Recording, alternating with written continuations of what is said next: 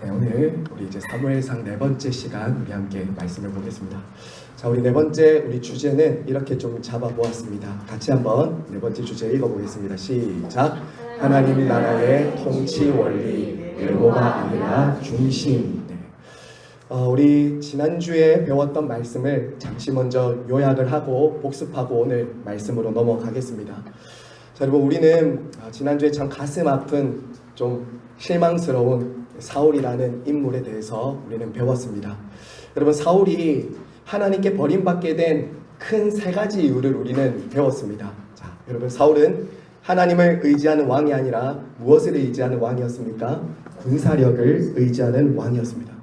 사울은 크게 세 가지 이유 때문에 버림받게 되는데 그는 하나님이 아니라 군사력을 의지하는 왕으로서 변질되고 타락하게 되죠.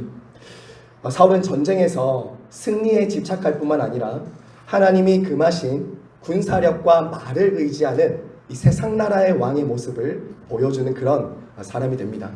그리고 전쟁의 승리를 오직 하나님께만 돌려야 되는데 자기에게 돌리는 그런 어리석은 죄를 범하게 되죠. 자, 여러분 두 번째로 사울이 버림받게 된 것은 금식과 예배를 수단으로 사용했다는 거예요. 하나님을 만나는, 하나님과 교제하는, 하나님의 영광을 위해서 목적을 두고 그 금식과 예배를 사용해야 되는데 그는 어떻게 했냐면 전쟁의 승리를 위해서 종교적인 열정을 부렸다라는 것이죠. 여러분 사울이 어떻게 했습니까? 전쟁을 앞두고 금식을 시켰죠. 그리고 사무엘이 지체하자 제사장만이 드릴 수 있었던 제사를 자기가 드립니다. 그리고 아말렉과 전쟁에서 이기고 돌아올 때 굉장히 경건하고 거룩한 명분을 가지고 재물들을 사로잡아 오죠. 하나님은 분명히 진멸하라고 하셨는데 이 사울은 어떻게 했냐면 제사 드리기 위해서 가져왔습니다라고 하면서 굉장히 경건한 명분을 들어서 자기를 합리화시키는 것을 보았죠. 그래서 지난주에 저희는 이 신앙심과 종교심 사이에 우리가 둘 사이를 굉장히 잘 분별해야 된다라고 말씀을 드렸습니다. 사실 사울은 이런 종교적인 열정과 경건을 무엇을 위해서 사용했냐면 자기 왕권을 지키기 위한 수단으로 사용했다는 거예요. 나를 위한 수단으로 우리가 기도와 예배와 경건의 의무들을 사용할 수 있다라는 것이죠. 자, 끝으로 사울이 잘못한 세 번째 이유, 이것이 결정적인 이유였죠. 그것은 무엇이냐면 하나님의 명령에 불순종했다라는 것입니다. 하나님의 명령에 불순종했다. 여러분 하나님은 아말렉과의 전쟁에서 진멸하라고 했잖아요. 근데 사울이 아각 왕, 아말렉 왕 아각을 사로잡아 옵니다. 여러분 한번 머릿속에 한번 상상해 보세요. 개선 장군의 모습. 왕을 죽이지 않고 그 앞에 사로잡아서 쇠사슬에 묶어서 왕이 개선문을 통과해서 백성들 안으로 들어옵니다. 그리고 그 뒤로는 진귀한 보물들과 소와 양과 많은 재물들이 같이 오고 있습니다. 그 뒤를 사울이 걸어 들어오고 있다고요. 여러분 그 모습을 볼 때 백성들이 어떻게 봤겠습니까? 와, 우리 왕 대단하다. 결국 사울이 무엇 때문에 불순종했습니까? 자기의 욕망 때문에, 자기를 위해서 불순종하는 것이죠.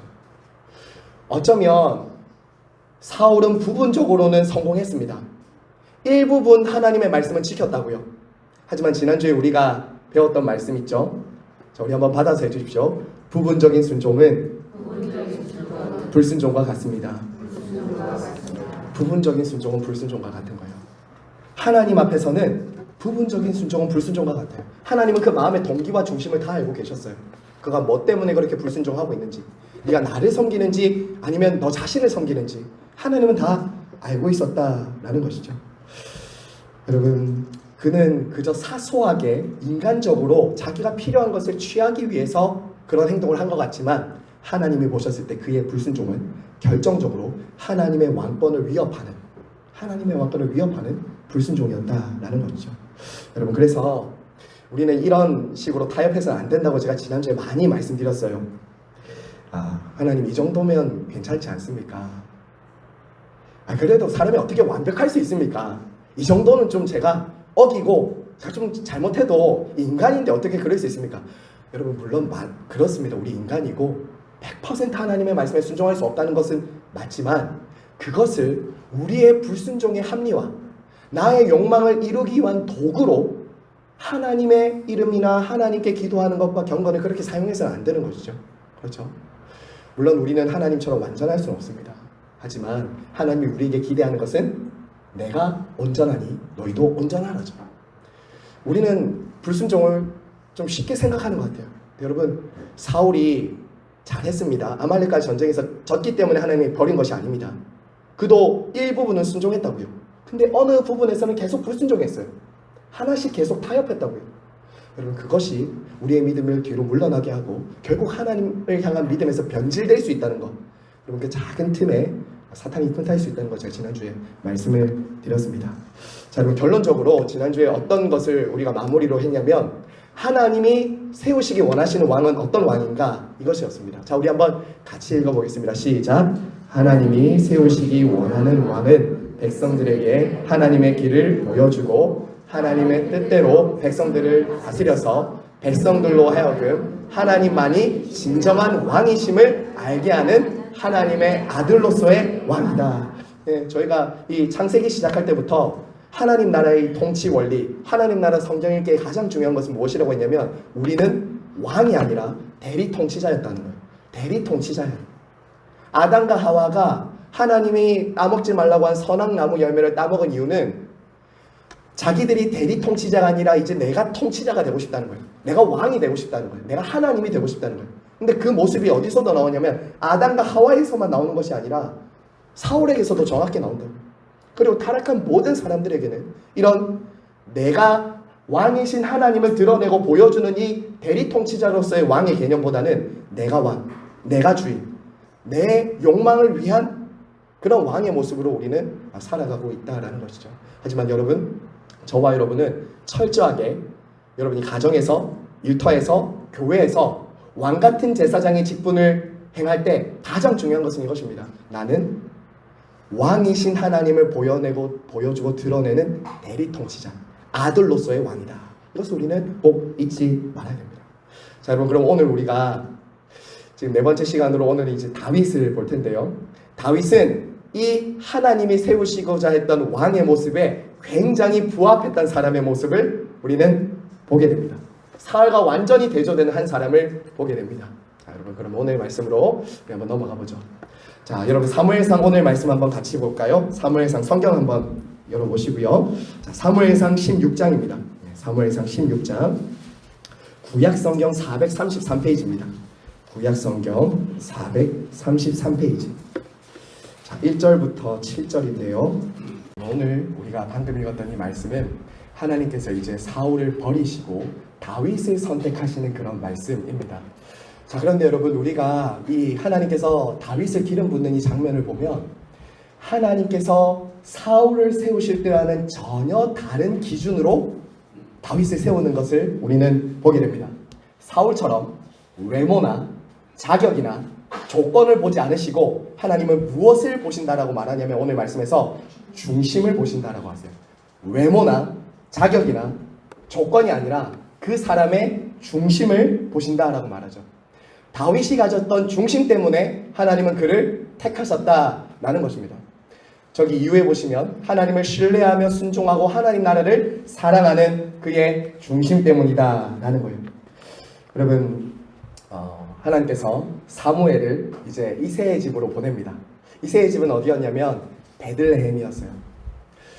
오늘날 저와 여러분은 이제 베들레헴 하면 다윗의 동네, 그리고 또 유명한 것이 예수님이 태어나신 곳이 베들레헴이죠. 우리에게는 굉장히 유명한 동네가 베들레헴이에요. 하지만 여러분, 이 당시만 해도 이 베들레헴은 한 목축 시골 동네에 지나지 않았어요. 목축 시골 동네에 지나지 않았다고요. 베들레헴은 비천한 목축 노동자들이 수고하고 노력하는 노동하는 그런 이름 없는 동네였다고요. 여러분, 그 작은 동네에 사는 이새 또한 유력한 사람이라거나 특별한 사람이 아니었어요. 우리가 앞서 배웠던 사울을 부르실 때 사울의 아버지가 누구입니까? 기스잖아요. 기스에 대해서 설명할 때 성경은 뭐라고 했냐면 유력했다라고 했어요. 유력했다. 근데 이새를 설명할 때는 유력했다거나 탁월했다거나 훌륭한 가문이라는 말이 전혀 없습니다.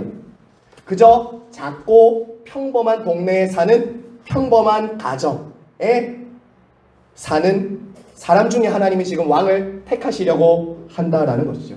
자, 그러니까 신분이나 출신만으로 보면 베들레헴은 왕이 날 만한 동네가 아니라는 거예요. 왕이 날 만한 동네는 아니었어요. 자, 하지만 하나님은 어떻게 하시냐? 사무엘을 보내서 이새의 집으로 가서, 베들레헴 이새의 집에 가서 그 아들들 중에 기름을 부으라라고 하시죠. 자, 여러분, 오늘 우리가 읽은 이 말씀을 보면 첫 번째로 사무엘의 아들 중에 누가 지나가냐면 바로 엘리압이 지나갑니다. 여러분, 엘리압은 1대 이스라엘 왕이었던 사울과 같은 용모를 가지고 있었습니다. 뭐라고 말하냐면 그 사무엘이 이러잖아요. 7절에 보시면 엘리압을 딱 보자마자 뭐라고 하냐면, 야, 용모와 키를 보니까 6절에 보니까 엘리압을 보고 마음에 이르기를 여호와께서 기름 부으실 자가 과연 이 앞에 있도다라고 하죠. 근데 하나님은 그 다음에 뭐라고 하시냐면, 야, 그 키와 용모를 보지 마 라고 바로 7절에서 말을 하는 거예요. 키와 용모를 보고 세웠던 왕은 사울로서 충분하다는 거예요. 더 이상 키와 용모가 기준돼서 하나님은 사람을 부르시지 않겠다라고 말씀을 하시는 것이죠. 자, 그러니까 이것은 세상 왕을 세우는 기준과 지금 너무나도 다른 거예요. 앞서 말씀드린 출신과 신분도 그렇고 그가 가진 외모나 조건도 왕으로서 세워지기 너무나도 부족한 사람을 지금 하나님이 지금 찾고 계속 있다는 것을 여러분 염두에 두시고 읽으셔야 됩니다. 자, 그리고 두 번째로 누가 지나가냐면 아비나답과 삼마가 지나가죠. 그리고 7 아들이 다 지나갑니다. 자, 그런데 그 중에서 왕이 있었습니까? 없었습니까? 없었어요. 없었죠. 자, 여러분, 이때 다윗은 무엇을 하고 있었냐면 베들레헴에서 양을 치고 있었어요. 어느 곳에서든지 모르겠지만 양을 치고 있었다고요.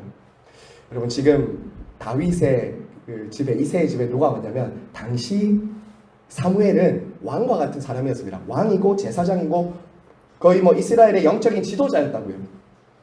그런데 지금 사무엘이 와서 함께 제사를 드리는 그 중요한 시간에 막내 다윗을 부르지 않았다라는 것은 여러분 무엇을 의미할까요? 무엇을 의미할까요? 그렇게 기대할 것이 없었던 아들이었다는 것을 여러분은 알 수 있습니다. 알 수 있어요.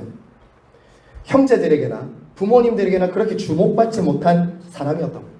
여러분, 우리가 물론 막내가 요즘에는 귀엽고 사랑스럽잖아요. 저희 집에도 둘째 막내가 있지만, 근데 어떤 집이든지 간에 이 당시는 더 그랬어요. 막내에게는 별로 기대하지 않았어요.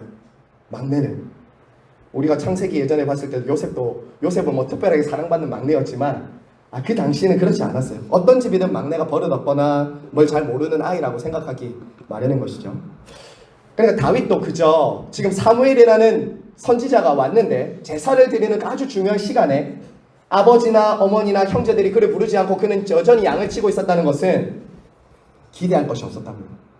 여러분, 그것을 제가 조금 더 설명해 드릴게요. 11절에 보시면 이렇게 말하죠. 사무엘이, 야, 아들들 여기 말고 더 없냐라고 하니까 사무엘이 뭐라고 하냐면, 이새가 이르되, 11절 중간에 보세요. 이새가 이르되 아직 막내가 남았는데 라고 하죠. 여러분, 막내는 이 단어가 우리가 생각하는 이 막내라는 단어는 그냥 나이가 어리고 작은을 뜻하지만 히브리어로 보면 하카톤이라는 말이거든요. 하카톤이라는 말은 어떤 뜻이냐면 이런 뜻이에요. 하찮고 별 볼 일 없는 아이. 하찮고 별 볼 일 없는 아이. 가장 보잘것없는 아이라는 거예요. 하카톤. 막내가 있긴 한데 걔는 별 볼 일 없습니다. 그래서 제가 안 불렀어요. 이런 이제 얘기를 하는 것이죠. 여러분, 그리고 12절 한번 보세요. 이어서 12절에 나오는 다윗의 모습을 볼 때 사울처럼 용맹하고 뭔가 강한 사람의 모습인가요? 아닙니다. 여러분, 12절 한번 같이 읽을게요. 시작. 이에 사람을 보내어 그를 데려오매 그의 빛이 붉고 눈이 빼어나고 얼굴이 아름답더라. 여호와께서 이르시되 이가 그니 일어나 기름을 부으라 하시는지라. 자, 여러분, 이 지금 12절에 나오는 다윗의 모습이 여러분 정말 용맹하고 강하고 뭔가 세상 나라 왕들처럼 힘있는 그런 왕의 모습입니까? 아니에요. 한마디로 말하면 꽃미남, 잘생긴, 준수한 이런 얼굴이라고요. 양이나 칠 수 있는 유약한 아이의 모습을 다윗이 하고 있는 것이죠. 자, 그런데 하나님은 앞에 있는 형들, 그 대단한 형들, 멋지고 키도 크고 용모도 멋진 형들을 다 제끼고 누구를 지금 왕으로 세우려고 하냐면 하카톤, 별 볼 일 없고 하찮은 그 막내 다윗을 하나님은 지금 기름을 부어 왕을 세우자라고 하시는 것이죠. 여러분, 하나님께서 주목하시는 것은 다시 말씀드리지만 세상 사람들이 보는 외모나 모습이 아니라 바로 중심을 보셨다라는 거죠. 사랑하는 여러분, 여기서 저와 여러분은 한 가지 꼭 기억해야 합니다. 하나님이 저와 여러분을 보시는 기준도 외모가 아니라 중심을 보신다는 거예요. 하나님이 보시는 것은 사람들과 같지 않습니다. 사람은 외모를 봅니다. 성경에서 분명히 말하고 있잖아요. 사람은 외모를 보거니와. 저와 여러분은 외모에 쉽게 휘둘리고 속기도 쉽습니다. 그리고 실제로 우리의 외모로 다른 사람들에게 좋은 평가와 인정을 받고 싶어하는 그런 마음도 있어요. 하지만 여러분, 우리가 정말 외모를 꾸미는 데는 시간을 정말 많이 쓰고 다른 사람들이 나를 어떻게 볼까의 겉모습에는 많이 치장을 하고 시간을 들이지만 저와 여러분의 중심은 지금 어떤가요? 하나님이 보시는 그 중심은 우리가 지금 어떻게 세워져 가고 있는지를 우리는 정말 많이 고민하고 살아가는가, 우리 한번 생각해 봐야 돼요. 여러분, 때로 성도들도 이 세상을 살다 보니까요, 자꾸 외모에, 겉모습에 많이 현혹되고 따라가게 되는 것 같아요. 세상적으로, 인간적으로 볼 때 외모나 그 사람의 학벌이나 스펙이나 그 사람의 직업이나 그 사람이 가진 재력이나 이런 것들을 보고 자꾸 그 사람을 평가하게 되고 나도 그런 외적인 조건들을 잘 갖추고 싶어하는 욕심에 휘둘릴 때가 많다는 것이죠. 모든 것의 기준이 그거예요. 중심이나 마음이나 믿음이나 주님을 향한 사랑이 아니라 외모나 겉모습이나 그 사람의 가진 힘을 자꾸 가지고 우리는 바라보려고 한다는 것이죠. 그래서 많은 사람들은 지금도 외모에 많은 시간과 에너지를 들이며 살아갑니다. 제가 예전에 그 광고에 보니까 이런 광고도 있더라고요. 이렇게 얼굴을 바꾸면 인생이 바뀝니다. 이러면서 그런 농담도 들었어요. 천국에 갔는데 하나님이 사람을 못 알아보더라. 너는 누구냐? 이런 얘기도 했다고 하더라고요. 여러분, 부모들도 외모를 어떻게든지 좀 잘 가꾸고 싶어서 자녀들 좋은 대학 보내려고 하는 거 아닙니까? 어쨌든 잘 갖추어진 외모를 잘 갖추어서 세상에 보내고 싶은 것, 여러분 물론 그런 마음도 이해가 갑니다. 그런 것들이 다 무의미하다는 것처럼 말씀드리는 거 아니에요. 직장도 구할 수도 있고요. 여러분이 때로는 돈도 벌 수도 있고요. 여러분이 열심히 해서 여러분의 외적인 조건을 갖출 수 있습니다. 하지만 여러분, 꼭 그런 길을 통해서만 하나님이 사용하시는 건 아니에요. 막내, 가장 작고 하찮은 하카톤 같은 사람도 하나님은 쓰실 수 있다는 거예요. 근데 우리는 자꾸 외모, 지상주의로 가는 것 같아요. 겉모습이 화려하면 하나님은 그 사람을 그냥 자연적으로 사용할 수 있는 것처럼 보는 거예요. 여러분, 얼마나 그랬으면 사무엘도 속잖아요. 사무엘도 엘리압이 지나가니까 야, 이 사람 왕 맞나보다 할 정도잖아요. 우리도 때로는 그렇게 현혹될 수 있다는 거예요. 하지만 여러분, 우리 기억하셔야 돼요. 제가 오늘 한 번 더 반복합니다. 하나님이 보시는 기준은 사람과 다릅니다. 사람과 달라요. 사람과 달라요. 아무리 외적으로 모든 좋은 조건을 잘 갖추었다 할지라도 버림받을 수 있는 사람이 바로 사울이었다고요. 사울이었어요. 하지만 외적인 조건은 좀 부족하고 별 볼 일 없었고 하찮은 하카톤이었지만 하나님을 향한 중심이 살아있었던 다윗은 하나님이 택하시고 부르셔서 기름을 부으신다. 여러분, 그러므로 성도들의 기준과 이 세상을 살아가는 가치는 우리 한 번 더 받아서 해주세요. 외모가 아니라 중심입니다. 중심의 시간을 많이 들이셔야 돼요. 하나님은 여러분의 중심을 보십니다. 마음의 중심. 자, 그러면 오늘 제가 세 가지로 이제 사무엘상을 쭉 이렇게 관통하고 있는 다윗의 중심 세 가지를 말씀드리려고요. 다윗이 가졌던 그 중심은 뭐냐? 자, 우리 세 가지로 한번 보겠습니다. 자, 7절 우리 12절 한번 볼까요? 먼저 16장 12절. 하나님이 보시는 건 중심인데, 자, 12절 같이 읽겠습니다. 시작. 이에 사람을 보내어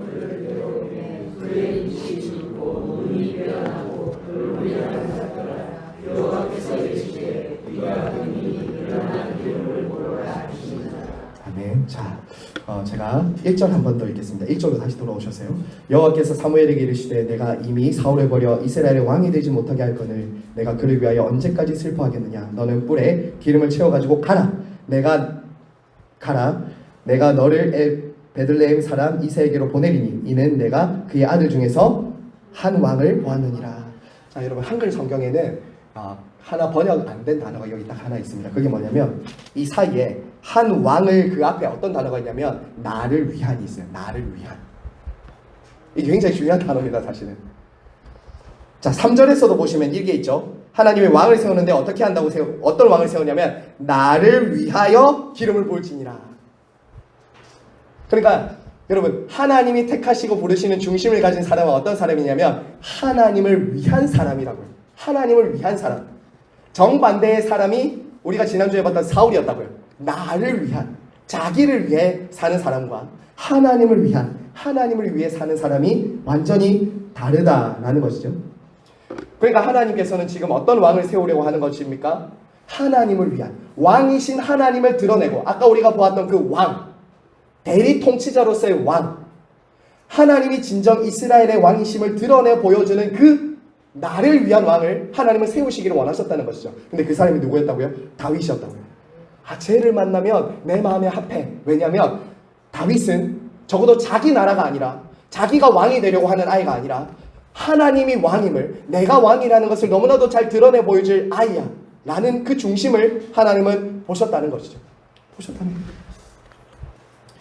그리고 시편 78편 70절에서 72절에 보시면 다윗을 이렇게 표현하고 있습니다. 다윗을 이렇게 표현하는데 우리 같이 한번 읽어보겠습니다. 시작. 또 그의 종 다윗을 택하시되 양의 우리에서 취하시며 전양을 지키는 중에서 그를 이끌어내사 그의 백성인 야곱 그의 소유인 이스라엘을 기르게 하셨더니 이에 그가 그들의 자기의 마음에 완전함으로 기르고 그의 손에 능숙함으로 그들을 지용하셨구나. 아멘. 여러분, 하나님은 그 아무도 보지 않는 그 베들레헴에서 양을 치던 다윗을 주목하고 계셨어요. 양의 냄새가 나는 목자가 나중에 어떻게 되냐면요, 그 베들레헴 시골에서 양 치던 그 목자가 어떻게 되냐, 이스라엘이라는 양을 치는 목자가 됩니다. 여러분이 지금 하고 있는 그 일들 있죠, 아무 의미 없는 일이 아닙니다. 제가 나중에 결론부에 말씀드릴 건데, 저와 여러분이 하고 있는 지금 그 작은 일들 있죠, 근데 그 하나하나 하는 일들이 주를 위한 것이고 하나님을 위한 것이면 하나하나 다 쌓이고 있어요. 하나님은 그 양 지키는 작은 일에서도 주님을 위한 그 중심과 마음을 가졌던 다윗을 딱 택하시고 보시고 부르셨듯이 저와 여러분이 지금 하고 있는 하루하루의 일상, 양 치는 것 같은 여러분의 매일의 일상들을 하나님은 누구를 위해서 하고 있는지 보고 계신다고요. 하나님을 위해 하고 있는가? 자기를 위해 하고 있는가? 그리고 하나님은 그 사람을 택하시고 부르셔서 이스라엘을 맡기신다고. 이스라엘. 여러분, 우리 예수님을 한번 생각해 보세요. 우리 예수님 외모로 보면 전혀 볼품이 있었던 분이 아니셨지 않습니까? 우리 예수님도 성경은 이렇게 말합니다. 그분도 베들레헴에서 태어났어요. 그렇죠? 그 시골 베들레헴에서 태어났다고요. 뭐 어떤 로마나 아니면 안디옥이나 예루살렘에서 태어나지 않으셨어요. 예수님도 연한 순처럼 볼품 없는, 우리가 보기에 흠모할 만한 것이 아무것도 없는 그런 볼품 없는 모습으로 이 땅에 오셨다고요. 자, 한마디로 말하면 뭡니까? 예수님의 외모는 사람들이 볼 때에 별 볼 일이 없었다고요. 하지만 여러분, 하나님은 그 예수 그리스도를 통해서 구원할 일을 행하신 것이죠. 다윗이 가르쳤고 다윗의 자손으로 오신 예수 그리스도가 그와 같았다고요. 하지만 하나님은 때로는 크고 대단한 거목 같은 것보다 작고 연약하지만 하나님을 위해 온전히 바쳐진 사람들을 사용하시더라라는 것이죠. 성자 예수님은 다윗과는 비교할 수 없는 하나님 아버지께 대한 순종으로 성부 하나님의 뜻을 이루시고 하나님 나라를 이 땅에 세우셨습니다. 그리고 저와 여러분을 구원하셨죠. 자, 그러면 제가 왜 이 말씀을 지금 드리냐면, 외모로 봤을 때 흠모할 만한 것이 없고 나사렛에서 무슨 선한 것이 날 수 있겠느냐라고 말씀을 들으시면서 이 땅에 오신 예수 그리스도, 육신으로 보면 별로 흠모할 만한 것이 없는, 외모로 보면 사람들이 볼 때 왕감이 아니었던 그분을 통해서 구원받은 저와 여러분이라면 저와 여러분의 기준은 무엇이 되어야 될까요? 저와 여러분의 기준도 무엇이 되어야 될까요? 세상 사람들처럼 외모나 세상의 기준이 아니라, 다시 말씀드립니다, 중심을 가꾸고 중심을 바라보며 중심을 더욱 하나님 앞에 드리는 사람이 되어야 된다라는 것이죠. 자, 구체적으로 그러면 이 나를 위한 그 중심이 무엇인가? 자, 우리 한번 보겠습니다. 첫 번째 이것입니다. 자, 우리 한번 같이 읽겠습니다. 1번 한번 같이 읽어주세요. 하나님의 영광을 위한 열심. 하나님의 영광을 위한 열심. 아마 오늘 제가 이것은 다시 오늘 말씀 묵상하면서 정리해서 강의 안에는 따로 필기가 안 돼 있을 것인데 여러분이 한번 보십시오. 자, 다윗의 중심, 사무엘상에 나타난 적어도 이 세 가지의 다윗의 중심이 있었어요. 그게 뭐냐면 첫 번째는 이것입니다. 하나님의 영광을 위한 열심이 있었다라는 거예요. 여러분, 아마 다윗의 이야기 중에 우리에게 가장 유명한 이야기가 있다면 다윗과 골리앗의 싸움일 것입니다. 그렇죠? 자, 여러분, 이 싸움에서 이기면서 다윗은 국민적인 영웅이 됩니다. 국민적인 영웅이 돼요. 다윗은 이때도 형들은 다 전쟁터에 나갔는데 다윗은 뭐하고 있었어요? 아버지 곁에 있었습니다. 싸울 만한 아이는 아니었다는 거예요. 그리고 뭐하러 가냐면 형들 도시락 배달하러 갑니다. 도시락 배달하러 갔다고요. 자, 그런데 그때 결정적인 순간이 일어나죠. 사건이 일어납니다. 뭐냐면 골리앗이 이스라엘 백성들 앞에 나와서 싸움을 도두는 자가 나와서 이스라엘을 모욕하는 장면을 다윗이 들은 거예요. 조석으로 나와서 조롱했습니다. 여러분, 골리앗이 얼마나 대단한지 여러분 알고 계시죠? 키가 그때 당시로 환산해보면 사무엘상 17장에 나온 그 골리앗의 키를 환산해보면 2m 90 정도예요. 2m 90이라고. 기가 차죠. 그리고 그가 입었던 그 갑옷 무게만 해도 환산해보면 60kg입니다. 60kg. 쌀을 10kg짜리 6포대를 입고 있었다고요. 그 갑옷이. 그리고 창 있죠. 창은 환산해보면 7kg예요. 7kg. 7kg는 되나? 2m 90에 60kg. 그 다음에 7kg 창 들고 다니는 그 골리앗이 앞에 나옵니다. 여러분, 아무도 나서지 못하는 거예요. 심지어 사울, 백성들을 지켜야 됐던 그 사울 왕도 나서지 못하는 거예요. 모두가 다 숨어 있었어요. 자, 그런데 다윗이 그때 등장합니다. 소년이었죠. 소년 다윗이 나옵니다. 그리고 골리앗을 무찌르러 나가는데 무엇 때문에 무찌르러 나가냐면 조국을 위해서 나간 것이 아니에요. 그냥 뭐 우리 나라 지키자 이것이 아니었어요. 나가는 그 다윗의 말을 보면 하나님의 이름과 영광을 모욕되는 것을 견디지 못하는 다윗의 열심과 중심이 있었다고요. 여러분, 한번 빨간 글자 한번 보세요. 뭐라고 하냐면 살아계시는 하나님의 군대를 모욕하냐 이럽니다. 골리앗, 제가 누군데 살아계신 하나님의 군대를 모욕하냐. 그리고 골리앗 앞에 달려가면서도, 골리앗 앞에 나서면서도 이렇게 말합니다. 네가 하나님의 군대를 모욕하는구나. 그리고 또 말하죠. 45절을 보면 오늘 나는 네가 모욕하는 만군의 여호와의 이름으로 나아간다. 이렇게 하는 거예요. 지금 다윗에게는 무엇이 있는 겁니까? 하나님의 이름, 영광에 대한 거룩한 분노, 견딜 수 없는 열정, 이 중심이 있었다는 거예요. 누구도 나서지 않았습니다. 하나님의 이름이 욕먹든 말든 나 지금 살기 바쁜데 다 숨어 있었다고요. 근데 다윗 한 사람은 하나님의 이름을 욕먹고 하나님의 영광이 저 할례받지 못한 이방인의 입에서 조롱받는 것을 볼 때 견디지 못하는 중심이 있었다고요. 여러분, 하나님이 얼마나 기쁘셨겠어요? 하나님이 그것을 본다고요. 칼과 창과 단창의 이름으로 나오는 것이 아니라 나는 하나님의 이름을 믿고 나아간다라고 말한 것이죠. 여러분, 두 번째 보세요. 두 번째로 다윗이 가지고 있었던 그의 중심은 이것입니다. 자, 한 번 더 같이 읽어볼까요? 하나님을 절대 신뢰하는 믿음. 하나님을 절대 신뢰하는 믿음이 있었어요. 여러분, 다윗은 골리앗에게 싸우러 나갈 때 하나님에 대한 믿음이 있었습니다. 자기의 이 물맷돌 돌리는 실력을 믿고 나가지 않았습니다. 여러분, 사울에게 하는 말을 한번 들어보세요.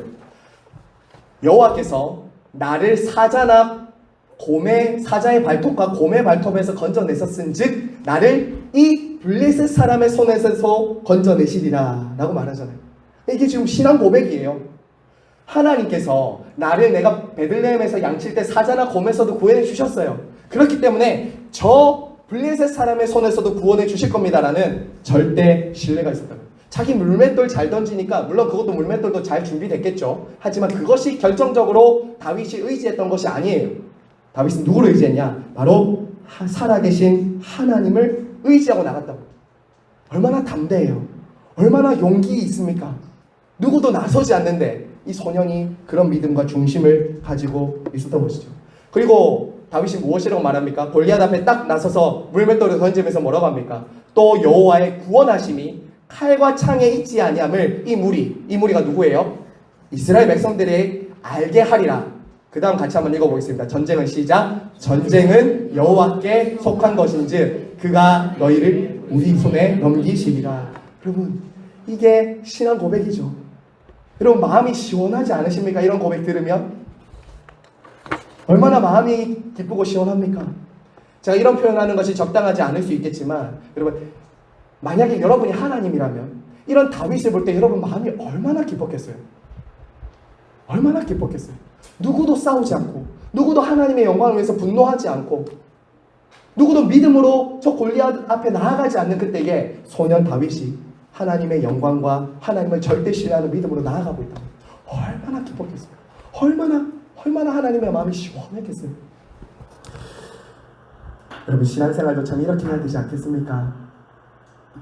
다윗은 다윗이고 저는 접니다. 이렇게 살아가려고 해서는 안 됩니다. 다윗은 정말 하나님의 영광과 이름에 대한 열정, 그 중심, 하나님을 절대 신뢰함으로 세상 앞에 골리앗 같은 그 세상 앞에 주눅들지 않는 믿음을 가진 사람이었다라는 것입니다. 이 세상 가운데서 하나님의 영광이 드러나지 않고 이름이 드러나지 않을 때 여러분 이런 마음 있으십니까? 정말 있으세요? 여러분의 가정에, 우리 교회에, 이 세상에 하나님의 이름이 막 욕먹고 있을 때, 하나님의 이름이 막 믿지 않는 사람들에게 막 잘못 불려질 때, 우리 하나님 그런 분 아니신데, 우리 하나님 정말 좋은 분이신데, 전능한 분이신데 저 사람이 저렇게 말하는 것을 듣고 굉장히 가슴 치면서 여러분 아파했던 적이 있으십니까? 그런 중심을 하나님은 기뻐하신다. 여러분, 무엇이 이런 차이를 만드는가? 바로 살아계신 하나님을 믿는 믿음에서 나온 거예요. 살아계신 하나님을 믿는 믿음입니다. 여러분, 마지막 오늘 세 번째로 다윗이 가졌던 중심 한 가지 더 보겠습니다. 다윗이 가졌던 중심은 이것입니다. 이제 18장 이후로는 17장에서 골리앗을 이긴 다음에 그 다음에 바로 18장 이후부터는 고난이 시작됩니다. 참 이게 인생이 그런 것 같아요. 골리앗을 이겼잖아요. 그럼 이제 기세등등하고 다윗이 상한선을 막 이렇게 달려가야 될 텐데 18장부터 누굴 만나냐면 골리앗은 이겼는데 자기를 죽이려는 더 무서운 사울을 만납니다. 여러분 18장부터 한번 보실 텐데요. 제가 세 번째 다윗의 중심은 이렇게 이름을 잡아봤습니다. 한번 받아서 해주십시오. 원수를 갚지 않는 마음. 원수를 갚지 않는 마음. 18장부터 우리가 성경을 쭉 이렇게 31장 마지막까지 보면 다윗에게는 하나님이 정말 기뻐하셨던 중심이 또 하나 있었는데 원수를 자기가 갚지 않으려는 마음이 있었습니다. 여러분 참 골리앗을 이기고 그렇게 승승장구했고 사울을 위해서 사울을 위해서 정말 열심히 수고했는데 돌아오는 것은 뭐냐면 자기를 죽이려는 창이었어요. 여러분 지도 하나 보실까요? 자, 이거는 아마 다음 주에도 볼 겁니다. 여러분 아마 강의 안에도 있을 겁니다. 여러분 참 이게 그냥 글자는 여러분이 잘 안 보이셔도 지금 이 점선으로 되어 있는 곳이 어디냐면 다윗이 도망 다녔던 곳이에요. 다윗이 사울을 피해서 도망 다녔던 그 궤적입니다. 여러분 내가 잘못 안 했는데 억울하게 누군가 나를 계속 죽이려고 나를 쫓아오고 괴롭히면 여러분 어떨까요? 하나님을 위해서 내가 순종했고 하나님을 위해서 정말 살았는데 우리 곁에는 누가 찾아오냐면 원수가 찾아와요. 원수가. 내가 하나님을 위해서 순종하고 하나님의 영광을 위해서 하나님 나라를 위해서 살고 있는데 뭐가 있냐면 원수가 있다. 원수. 자, 그런데 원수와 어떻게 우리가 마주해야 되느냐 이게 정말 중요합니다. 원수를 내가 갚으려고 하면 그것은 세상과 다르지 않아요. 그런데 다윗은 어떻게 하냐면 원수를 하나님께 맡기면서 해결해 나가더라 라는 것이죠. 자, 여러분 아마 성경에 정확한 연수는 없지만 다윗이 사울로부터 적어도 몇 년을 쫓기냐면 10여 년을 쫓깁니다. 10년. 사울이 골리앗을 이기고 사울이 죽기까지의 연수를 대략 계산해보면 10년에서 13년 정도 됩니다. 다윗이 40세의 왕이 되거든요. 계산해보면 대략 한 10년에서 13년은 다윗이 죽인다고요. 사울에게. 10년 넘게 누군가 나를 괴롭히고 있다. 모르겠습니다. 여러분 가정에 있으셔서 뭐 놀랍지 않으신지 모르겠는데 억울하게 나를 정말 괴롭히는 원수가 13년이나 나를 괴롭힌다. 여러분 정말 어려울 것입니다. 자, 두 번의 사건이 나옵니다. 여러분이 잘 아시니까 제가 간단하게 설명드리고 마무리할 텐데요. 여러분 첫 번째는 다윗이 사울을 두 번 살려주는데 첫 번째는 엔게디 계곡에 있을 때입니다. 엔게디 계곡에 있을 때 사울이 3,000명의 군사를 데리고 다시 엔게디 계곡을 찾아와요. 그때 다윗이 숨어있던 굴로 절묘하게 들어오죠. 용변을 보러 들어옵니다. 그때 다윗의 부하들이 말합니다. 하나님이 주신 기회입니다. 찌르소서, 죽이소서 이렇게 한다고. 그때 다윗이 어떡하죠? 살짝 옷만 뱁니다. 그리고 다윗이 얼마나 양심이 애매했던 사람이냐면 그걸 뵌 것 때문에 양심의 가책을 느꼈다고 성경은 말하고 있어요. 그때 제가 말씀드렸죠. 거룩한 사람이 회개합니다. 작은 죄에도 민감하다고요. 하나님이 기름 부어 세우신 자를 내가 손을 대는 것은 하나님이 기뻐하지 않아라고 하면서 옷만 살짝 빼죠. 그리고 나는 당신을 죽이려고 안 했습니다 라고 그렇게 하죠. 그리고 두 번째는 10광야에 있을 때 사울이 다시 3,000명의 군사를 데리고 옵니다. 항상 사울은 나라를 지켜야 될 군사력을 자기의 왕권을 도전하는 사람을 잡으려고 그 군사를 쓴다고요. 자, 이때도 하나님께서 이제 다윗과 그 부하 아비새에게 그 사울과 그 군사들을 보게 하시거든요. 여러분 그때 다 잠들어 있었습니다. 모든 군사들이 다 자고 있었다고요. 이때 다윗과 함께 갔던 아비새가 뭐라고 하냐면 왕이여 제가 죽일게요 이렇게 합니다. 그때는 왕이 피 묻히지 마십시오. 제가 죽이겠습니다. 두 번 찌를 필요도 없습니다. 한 방에 죽일 수 있습니다. 이렇게 말합니다. 그때도 다윗은 아니다. 하나님이 기름 부어 세우신 왕을 손대는 것을 하나님 기뻐하지 않는다 라고 하고 그대로 다시 풀어줍니다. 그리고 물병 가지고 나오죠. 창과 물병을 가지고 나옵니다. 여러분 한번 생각해 보세요. 누구도 다윗이 사울을 죽였어도 아마 탓할 사람은 없을 것입니다. 10년 넘게 쫓겨다녔잖아요.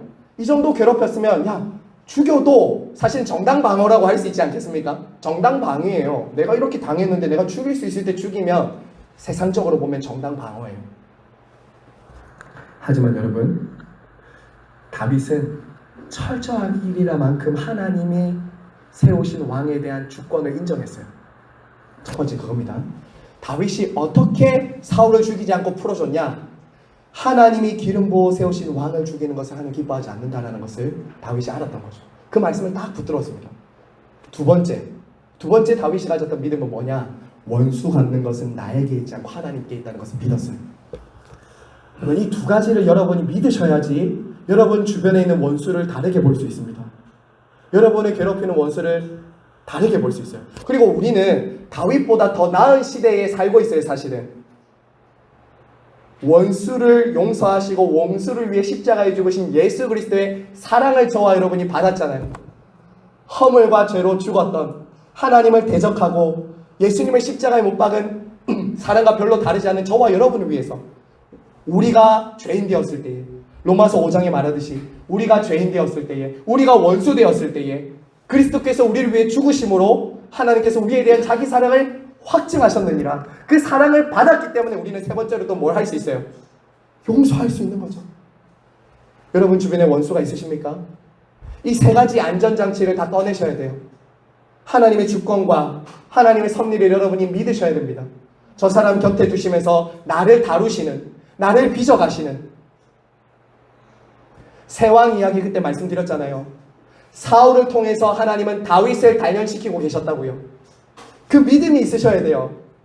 두 번째는요.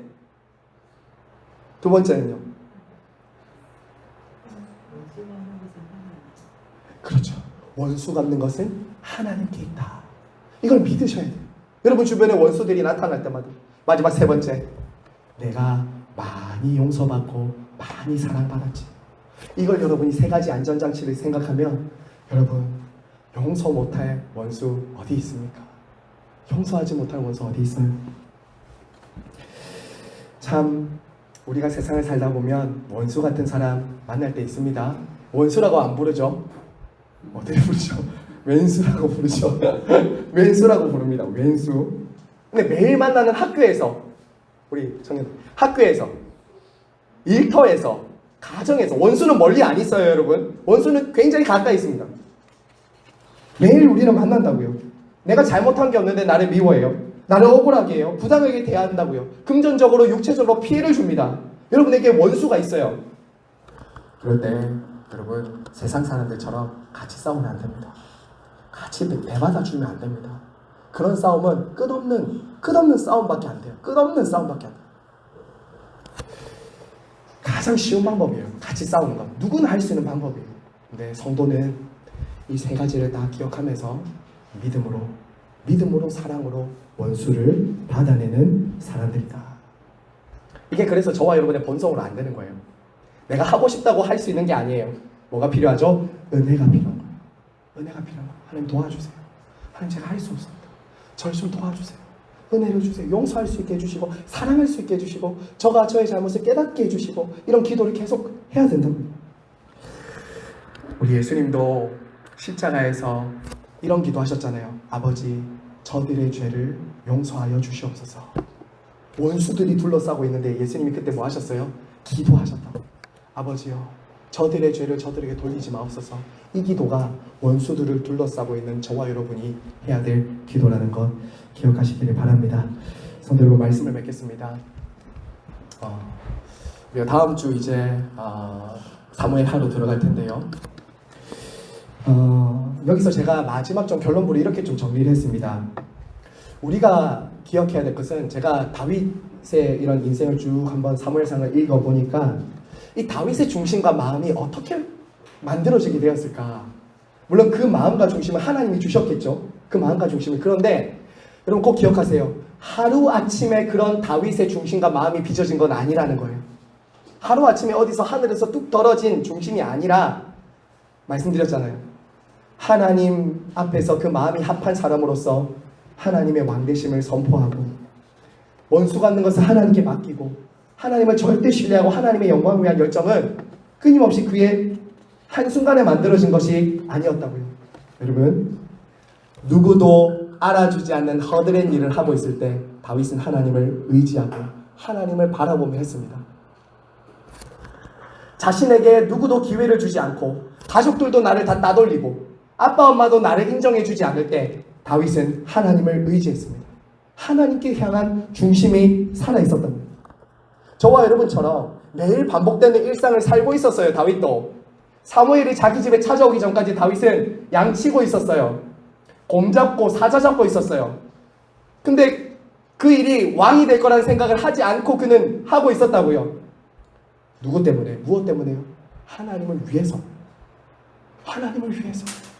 그리고 그는 하나님의 영광에 대한 열정을 가지고 있었어요. 그러니까 골리앗이 이스라엘 욕할 때 같이 분노하는 거예요. 없었던 게 갑자기 생긴 게 아니라고. 그 순간 있었다고요, 그에게는. 그리고 그 결정적인 순간에 다윗은 하나님에 대한 거룩한 열정과 분노를 쏟아낸다고요. 저와 여러분에게 지금 중요한 것이 무엇입니까? 나중에 그런 마음이 생기는 게 아니에요. 지금 그 마음을 구하시고 매일 일상에 사소하고 허드렛 일 같아 보이는 그 순간순간마다 여러분은 하나님을 의지하고 하나님의 영광을 위해서 하고 있고 날마다 하나님 나라를 세워간다는 그 마음의 중심을 잊지 않으셔야 된다. 그래야 하나님이 그 사람을 보시고 사용하십니다. 하나님을 향한 중심을 가졌던 다윗처럼 저와 여러분도 하나님께서 이러한 하나님에 대한 거룩한 중심, 사랑을 주시기를 간절히 바라고 소망합니다.